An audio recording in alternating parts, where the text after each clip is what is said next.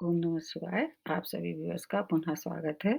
अब मई माह का जो मैंने राशिफल तैयार किया है, उसकी जो अगली राशि बनती है, वो तुला राशि है। तुला राशि में वैसे तो कहने को ढैया प्रारंभ हो चुकी है, लेकिन क्या है कि जो अभी वक्री शनि हुए हैं, उसकी वजह से इनकी जो मतलब ढैया का प्रभाव है, उसमें थोड़ी-सी कमी आ जाएगी। तो इसलिए मैंने पहले से वीडियो सब लोगों के लिए तैयार कर दिया है। अगर आपने नहीं देखा है, तो आप देख लीजिए। आपके लिए ज़्यादा फ़ायदेमंद है क्योंकि इस समय ढैया से प्रभावित हैं, इसलिए आप देखेंगे तो आपको थोड़ा-सा राहत होगी। अब सबसे पहले तुला राशि के स्वामी राशि के बारे में बताते हैं। आपकी स्वामी राशि कौन है? शुक्र। और शुक्र और शनि की दोनों की मित्रता है। मतलब ऐसा कहना चाहिए कि आपकी राशि में शनि कैसे हैं? उच्च अवस्था में रहते हैं। आपको तो बिल्कुल ना तो ढैया से डरना है, ना ही साढ़े साती से डरना है। आपको तो पूरी तरह से ये लाभ पहुँचाने वाले हैं। अब बाकी जो और बड़े ग्रह हैं जैसे कि गुरु और शनि आपके कहाँ हैं?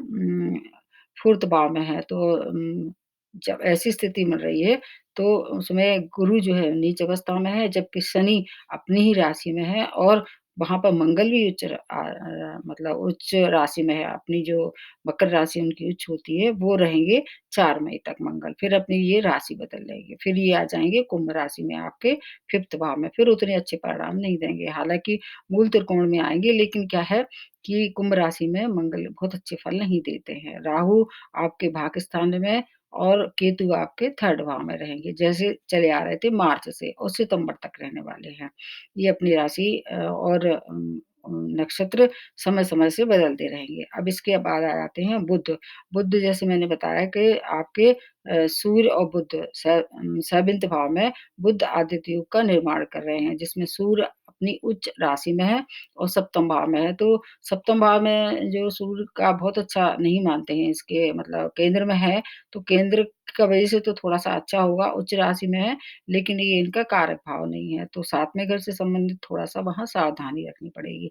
उधर फिर वो अपनी 13 में से अपनी राशि बदल के फिर कहाँ आ जाएँगे? आपके अष्टम भाव में और इधर बुध भी 9 मई के बाद फिर उनके साथ आ जाएँगे और फिर वो 24 मई तक रहेंगे। फिर उसके बाद वो अपनी राशि बदल के बुध फिर कहाँ जाएँगे? भाग्यस्थान में राहु के साथ मिथुन राशि में।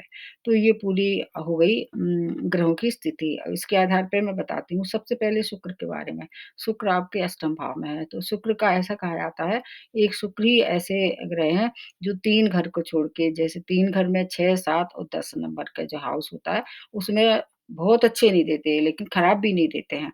तो अष्टम में है तो आपको पूरे माह इनकी शुभता प्राप्त होगी, अष्टम भाव से संबंधित।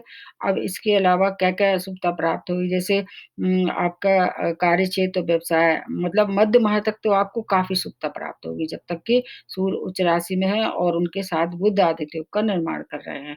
तो आपको मध्य माह आपका क्या होगा भाग्य में उन्नति होगी मतलब भाग्य में वृद्धि होगी और भाग्य में उदय होगा और ढैया का प्रभाव थोड़ा-सा कम रहेगा इस समय तक इस जिसके कारण क्या होगा कि आपके जो अटके हुए कार्य थे वो पूरे मतलब पूर्णता की ओर जाएँगे लेकिन आलस्य की थोड़ी-सी मात्रा आपके नेचर में बढ़ेगी, तो आलस को त्यागना होगा और अगर हो सके तो यात्राएँ इस समय ना करें, यात्राएँ आपके लिए फ्रूटफुल नहीं रहेंगी।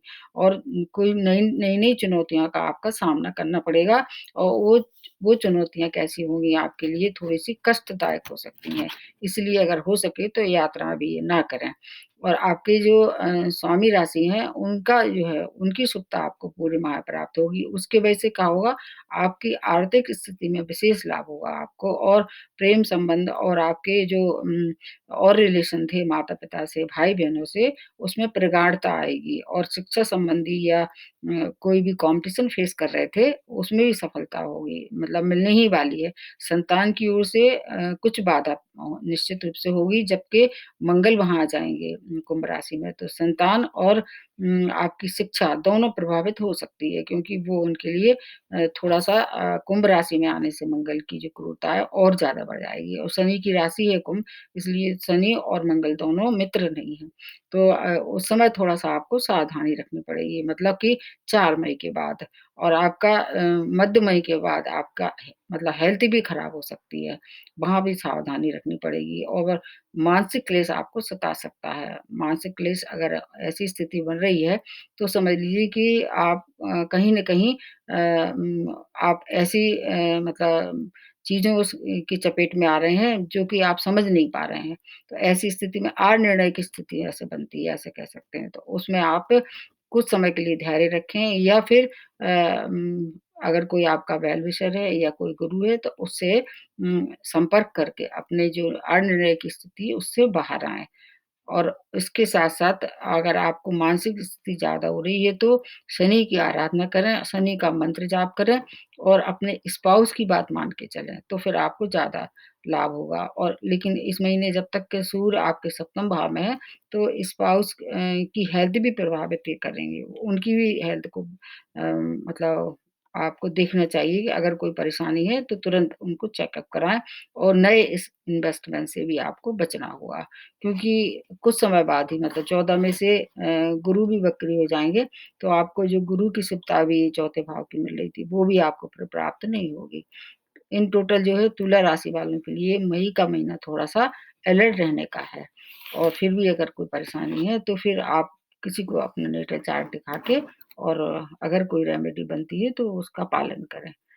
आज के लिए इतना ही, नमस्ते और धन्यवाद।